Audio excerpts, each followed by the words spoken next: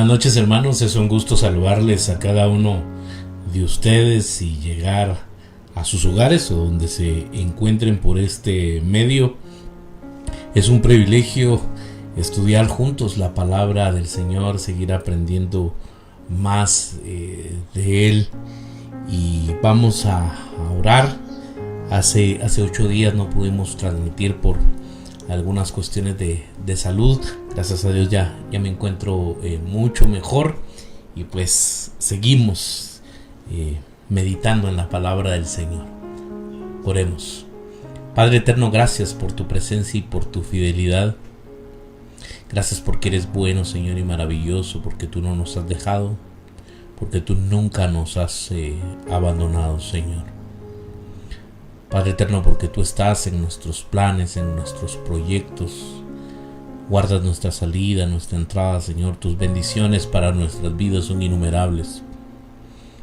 Y en esta noche rogamos de tu bendición, rogamos de tu dirección, que nos dirijas y que nos ayudes a entender, a comprender, Señor, tu palabra, y sobre todas las cosas a ponerla en práctica.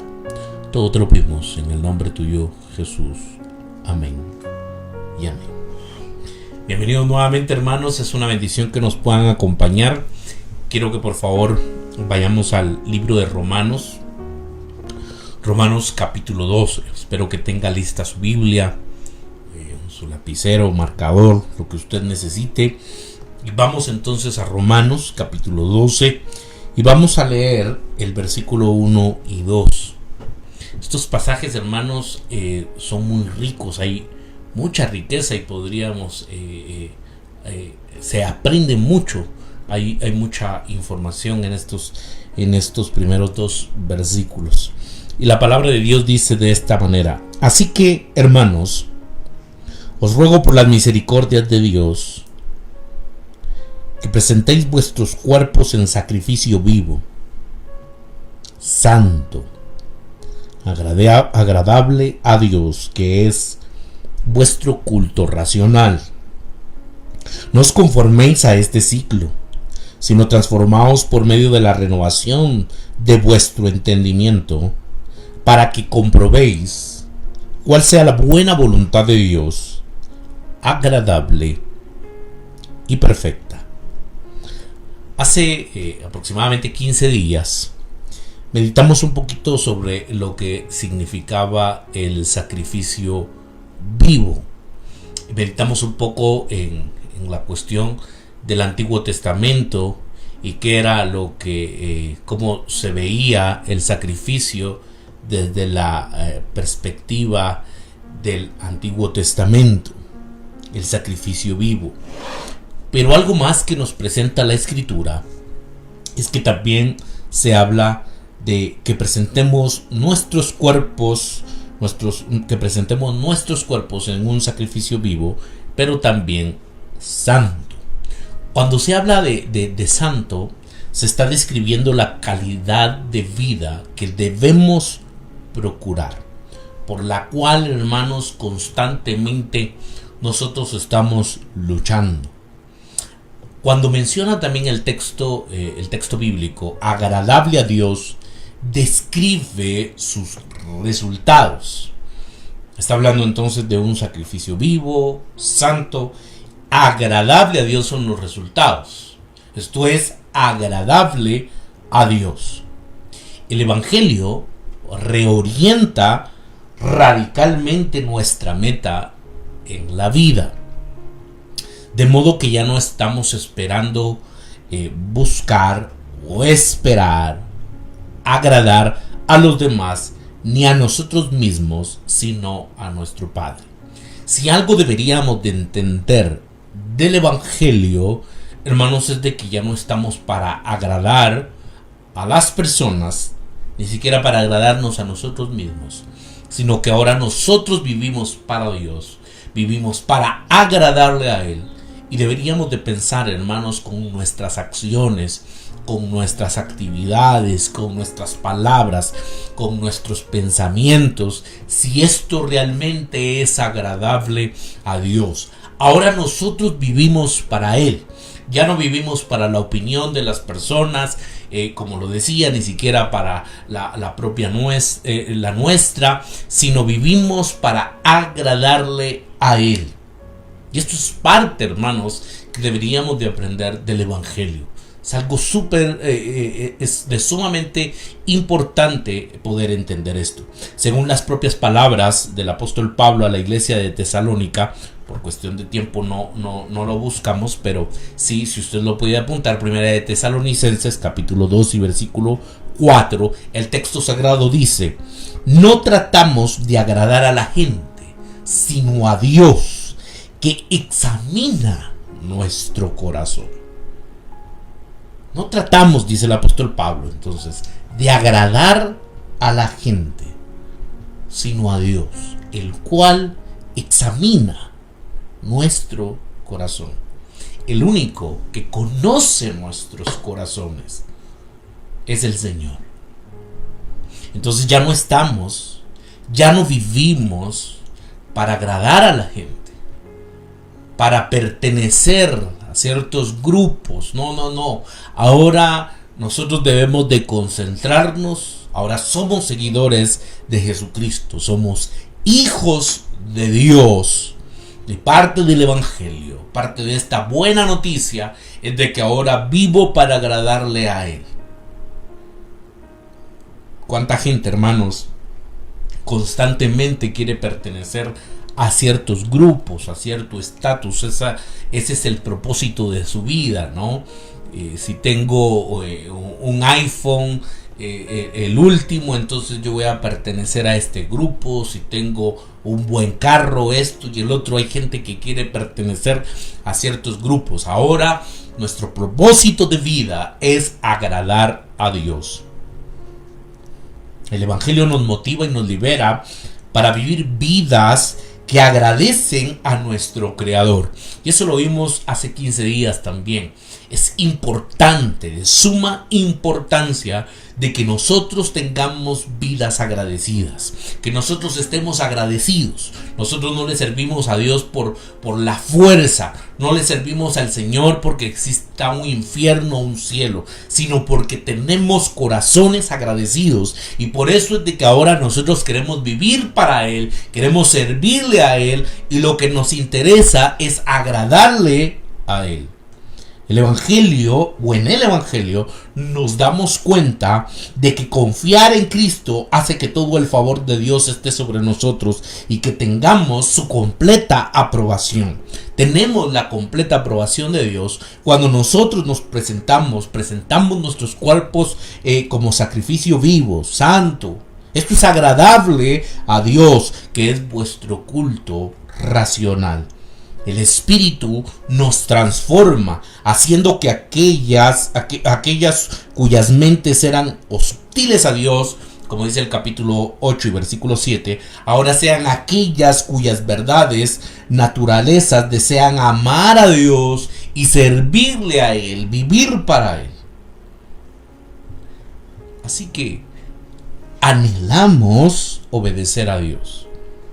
No egoístamente para que Dios nos salve. Y decir, yo voy a servirle al Señor, yo quiero agradarle al Señor para que entonces el resultado sea que Él me salve. Creo que no hemos entendido entonces el contenido del libro de Romanos y el contenido del Evangelio, sino que somos motivados por gratitud de saber que ya nos ha salvado, de que nosotros ya somos salvos.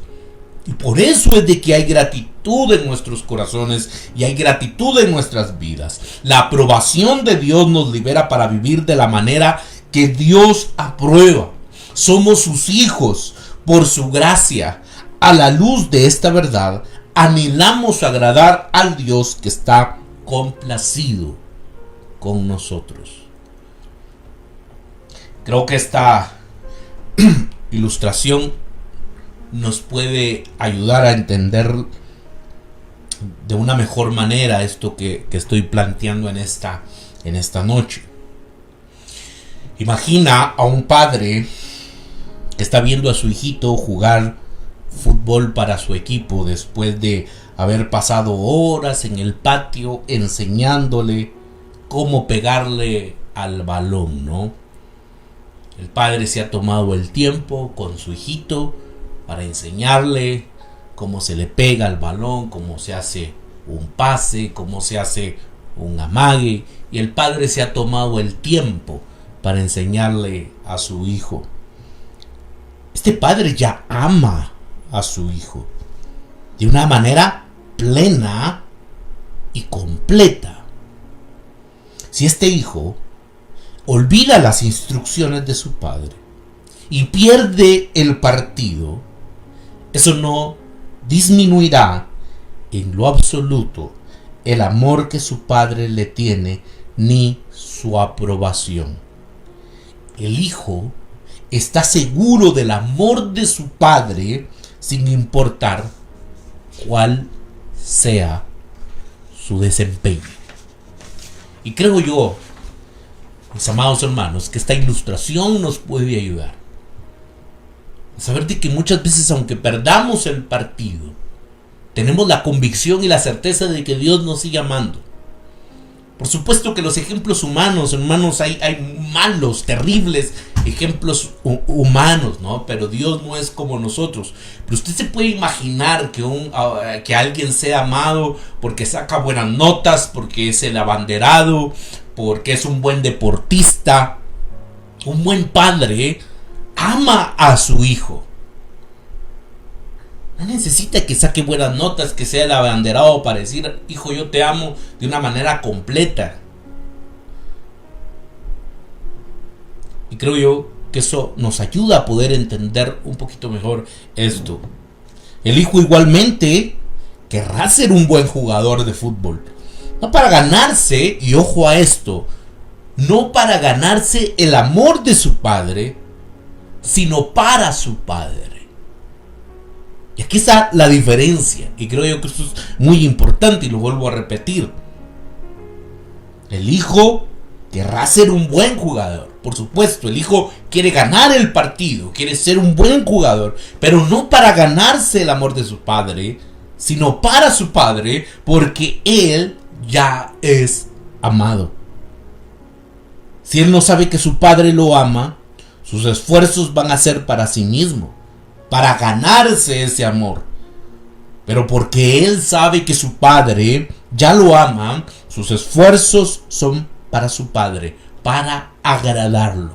Y nosotros, hermanos, como hijos de Dios, la intención de nuestras vidas, de nuestros corazones y nuestros propósitos de vida es agradar a Dios. Por eso el agradecimiento, la gratitud que exista en nuestros corazones es de suma importancia. Y lo decía hace 15 días. ¿Por qué ofrendamos? ¿Por qué sacamos nuestro diezmo? ¿Por qué venimos temprano a la iglesia a hacer limpieza, a colocar sillas, a hacer esto, a hacer el otro? Porque tenemos un corazón agradecido. Es decir, gracias, porque soy un hijo amado, muy amado. Y me has dado salvación. Y por esa gratitud que yo tengo, como diría el salmista, ¿no? De lo mucho que tú me has dado, Señor, yo te doy. Yo te lo devuelvo. Yo te devuelvo un poco.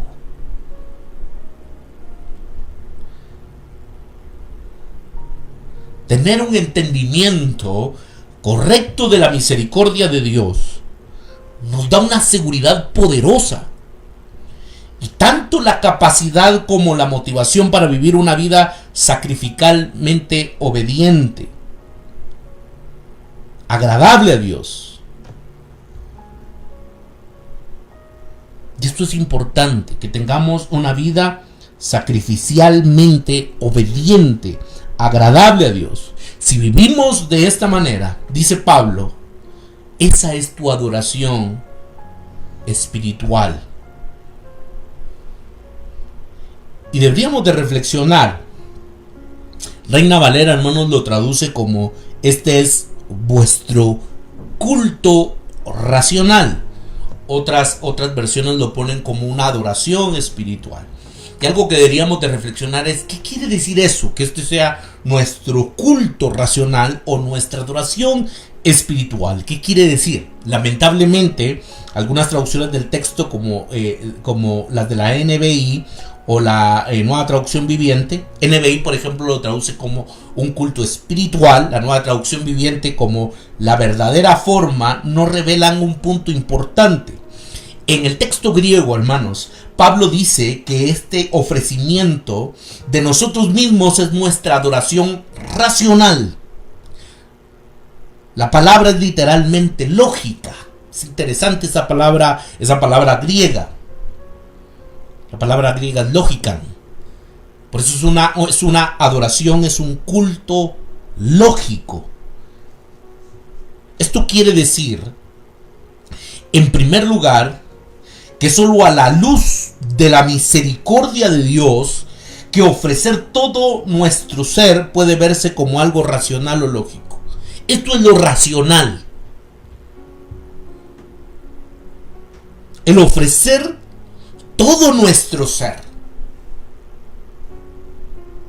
Presentarnos al Señor con nuestros cuerpos sacrificio vivo, santo.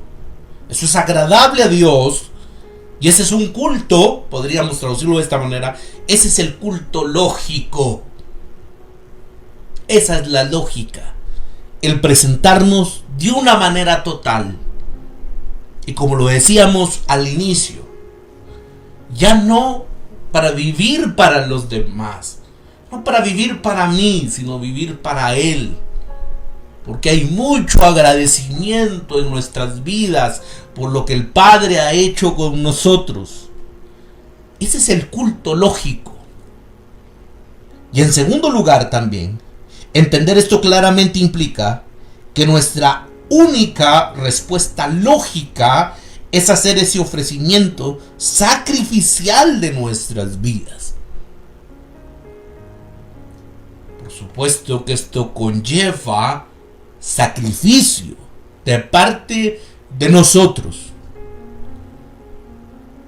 Lo he dicho, ¿no? A ninguno, hermanos, nos sobra dinero para decir, pastor, aquí hay, o decir, aquí hay para la obra del Señor, hacer esto, hacer el otro, y tener un corazón dadivoso. Hermanos, los domingos en la mañana quisiéramos quedarnos, ¿no?, en nuestra camita, con nuestro cafecito, con nuestro desayuno, se nos lo llevan a la cama y quedarnos ahí descansando. Es el único, para muchos, el día de descanso. Pero como existe un corazón agradecido, existe el sacrificio de querer agradar a Dios, de querer aprender más de su palabra, de querer conocerle más a Él y vivir para agradarle a Él.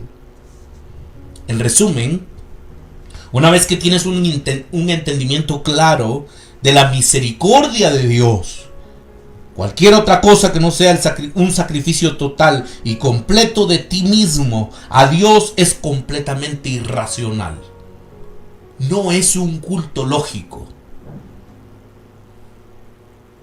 Es importante, hermanos, que en los momentos cuando nosotros cantamos al Señor con gozo, con alegría, hermanos, nosotros usamos nuestras palmas, podemos levantar nuestras manos, gritar un gloria a Dios, decir aleluya. Y hermanos, creo yo que eso es importante, es parte de nuestra adoración. Pero ¿estamos viviendo realmente para agradar a Dios? ¿O solo es de la boca al labio, como dicen por ahí? ¿Realmente estamos viviendo para Él? ¿Cómo nos estamos comportando en el trabajo, en la universidad, en la escuela, en el colegio, donde Dios nos tenga? Porque eso es parte de tu adoración. Si te ofreces parcialmente o con poco entusiasmo, simplemente no estás pensando, no estás viviendo lo que Jesús hizo.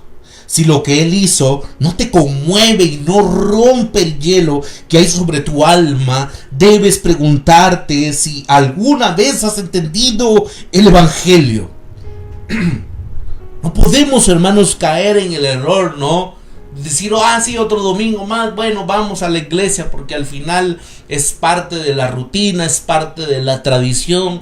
Sí, hoy es miércoles, nuevamente vamos a estudiar la palabra del Señor. ¿Cuándo fue la última vez que leíste tu Biblia y te conmoviste y te salieron lágrimas y lloraste delante de la presencia del Señor? Que puedas decir, su palabra me conmueve, contrista mi corazón. Y que no nos comportemos como témpanos de hielo. Vamos a la iglesia, nos da lo mismo. Estamos en un estudio bíblico, nos da lo mismo. Escuchamos una prédica, nos da lo mismo. En la alabanza o la oración no nos importa. Estamos con nuestro celular, no es más importante. Hermanos, debemos de reflexionar y debemos de meditar si nos estamos convirtiendo como témpanos de hielo. Pablo está exponiendo una forma de vida que es radical. Para buscar esta vida se requiere de una mente transformada. Así que se nos dice, no se amolden al mundo actual, sino que sean transformados. El versículo 2 dice, no os conforméis a este siglo, sino transformados por medio de la renovación de vuestro entendimiento. Que nuestro entendimiento entonces sea transformado. No os conforméis a este siglo, sino transformados por medio de la renovación de vuestro entendimiento. Y otra vez la pregunta aquí, hermanos, y que es importante hacerla, es ¿qué quiere decir esto? Y creo yo que aquí vemos dos patrones. El patrón, hermanos, del mundo y el patrón de la voluntad de Dios. Dos caminos. El patrón del mundo o el camino del mundo y el camino de la voluntad de Dios. ¿Cuál es el que nosotros vamos a elegir? Pablo nos dice que reconozcamos y que rechacemos el patrón del pensamiento, del sentimiento y el comportamiento que caracteriza a este mundo.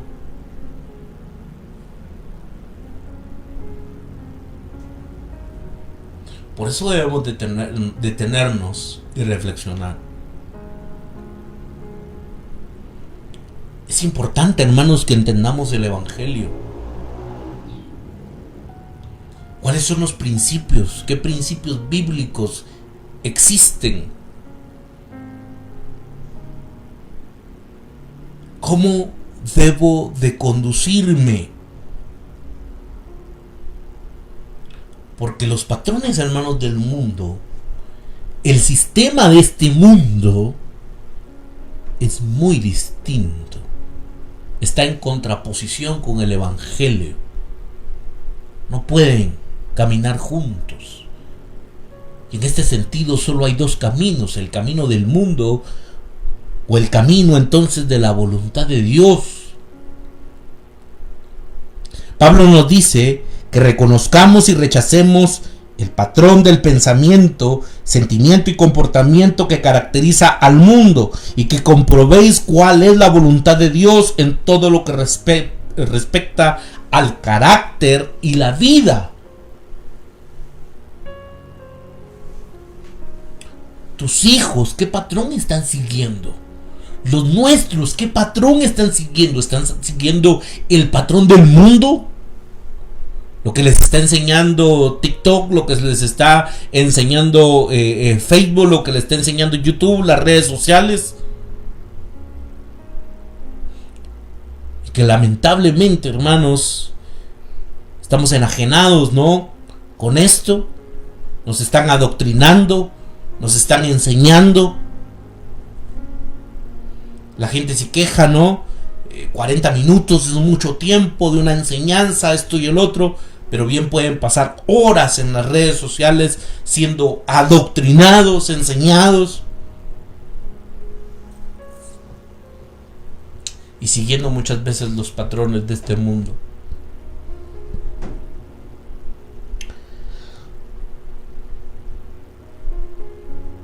Comprobemos cuál es la voluntad de Dios en todo lo que respecta al carácter y la vida. La palabra moldar está en contraste con transformar. No os conforméis a este siglo, transformaos por medio de la renovación de vuestro entendimiento, para que comprobéis cuál sea la buena voluntad de Dios, agradable y perfecta. Vuelvo a repetirlo. Amoldar está en contraste con transformar. Y eso es interesante.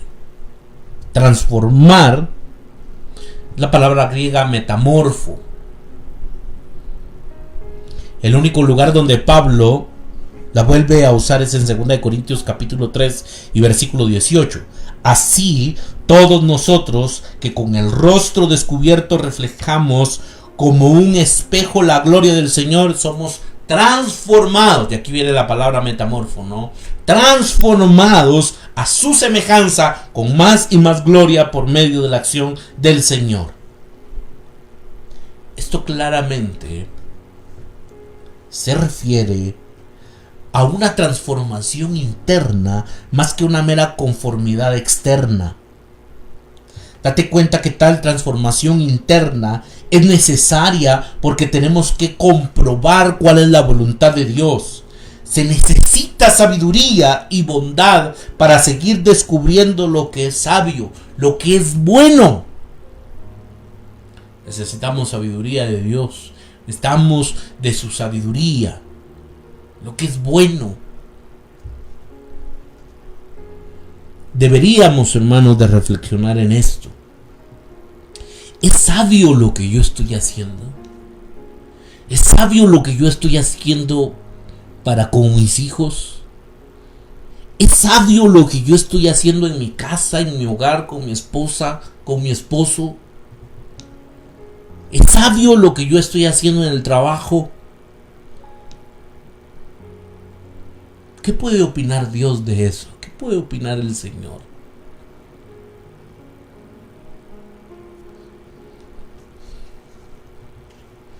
Pablo no está diciendo que la vida cristiana ocurre por medio de la renovación de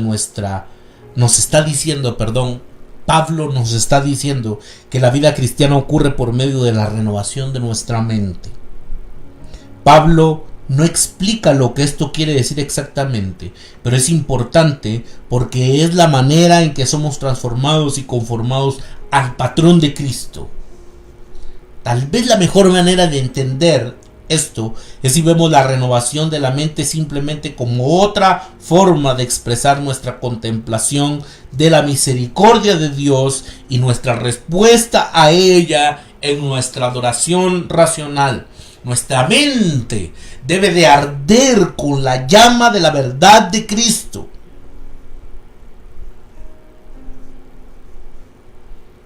Nuestra mente debe de arder con la llama de la verdad de Cristo, transformados por medio de la renovación de vuestro entendimiento, para que comprobáis cuál sea la buena voluntad de Dios, agradable y perfecta. ¿Cuántos tienen empolvados, hermanos, o empolvadas sus Biblias? ¿Cuál fue la última vez que escuchaste, que leíste la palabra de Dios? ¿Cuál fue la última vez que tomaste un libro y decir quiero aprender más del Señor, quiero aprender más de su palabra?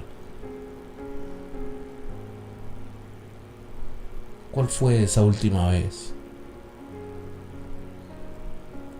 Porque creo yo, hermanos, que la renovación de nuestra mente viene por medio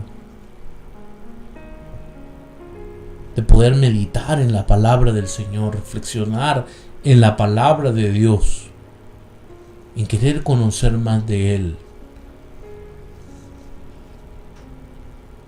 En otras cartas, Pablo nos da pistas acerca de esta renovación de la mente. Por un lado, significa tener la verdad de la palabra de Dios habitando en ustedes con toda riqueza, dice Colosenses capítulo 3 y versículo 16.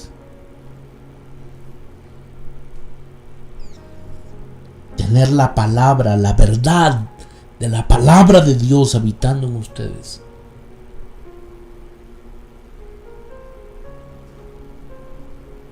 Hermanos, tenemos que volver a la palabra del Señor. Tenemos que meditar en ella.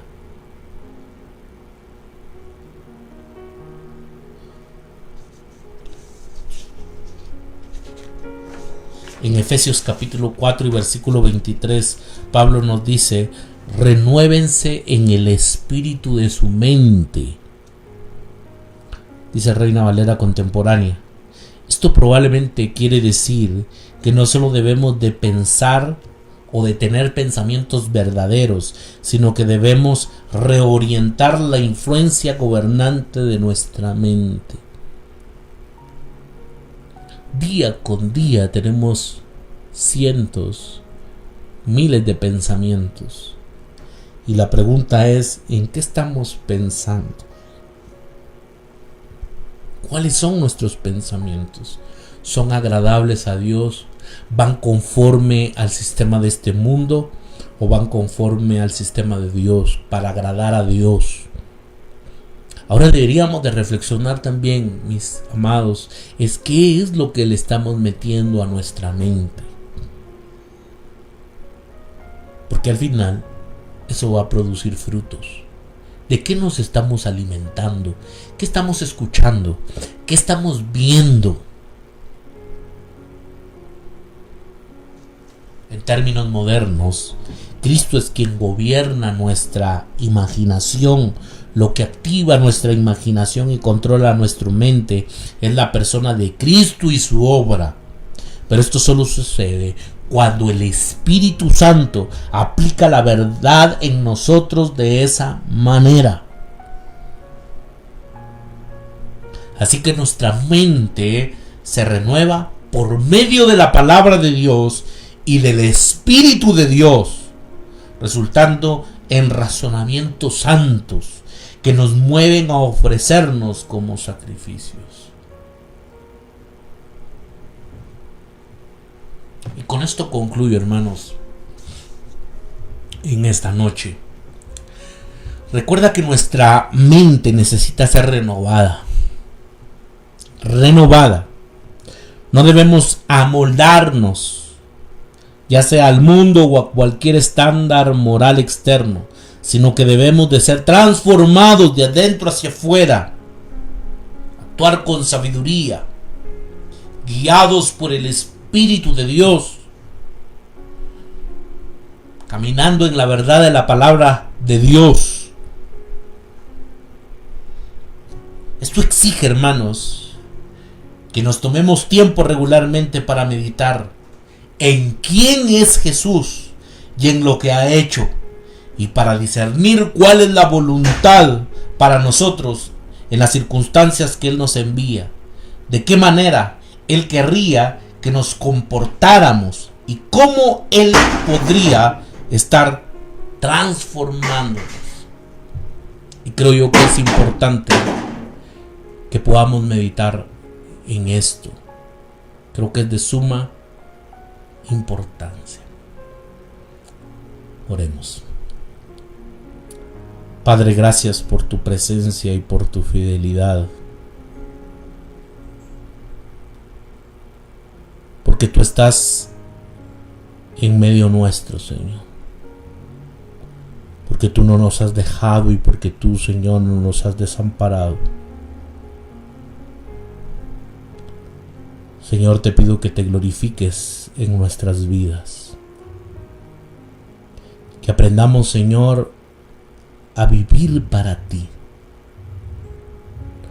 No de lo que diga la gente, no buscando la aprobación de las personas o viviendo para nosotros, sino ayúdanos, Señor, a vivir para ti. A presentar nuestros cuerpos como sacrificio vivo, santo, que esto pueda ser agradable a ti, que sea nuestro culto lógico, y que podamos tener corazones agradecidos. Gracias, Señor, porque eres bueno y maravilloso. Te pido, Señor, que nos guardes el resto de esta semana. Ponemos en tus manos nuestros planes, nuestros proyectos, y te rogamos, Señor, y te suplicamos que bendiga, Señor, todo lo que podamos realizar. Guarda nuestra salida, nuestra entrada. Señor, te pido que sea una semana de bendición. Guárdanos de la mano del impío, de la mano del enemigo. Todo te lo pedimos en el nombre tuyo, Jesús. Amén y amén. Mis amados hermanos, es una bendición que nos hayan podido acompañar en esta hermosa noche. Están cordialmente invitados a nuestro servicio presencial. Damos inicio a las 9:30 de la mañana. Será una bendición poderles saludar, poder adorar a nuestro buen Dios y seguir aprendiendo más de su palabra. Por favor, síganos en nuestras redes sociales. En Facebook nos encuentra como Ministerio Renacer. En Instagram nos encuentra como Ministerio Renacer Guatemala. Y también nos encuentra en YouTube. Ahí nos encuentra como Ministerio Renacer Guatemala. Por favor, denle like, suscríbase, también active la campanita para que le lleguen las notificaciones cuando se suban los videos. También comparta los videos. De esa manera nos ayudan en gran manera. Que el Señor les bendiga y les guarde.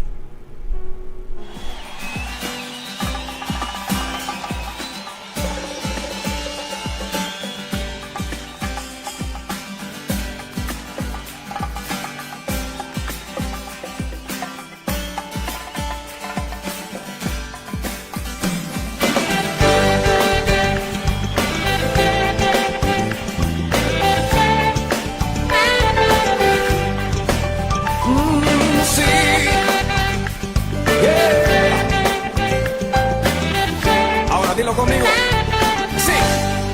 Tu mano me sostiene, tu espíritu me alienta, y siempre en victoria tú me llevarás. Y tu mano me sostiene, tu espíritu me alienta, y siempre en victoria tú me llevarás. Dilo conmigo. Vivo solo para Cristo y nadie más, solo en Jesús yo encontré la paz. Él me llena de su espíritu de amor. Siempre cantaré, soy más que vencedor. Yeah. Tu mano me sostiene, tu espíritu me alienta, y siempre en victoria tú me llevarás. Y tu mano me sostiene, tu espíritu me alienta, y siempre en victoria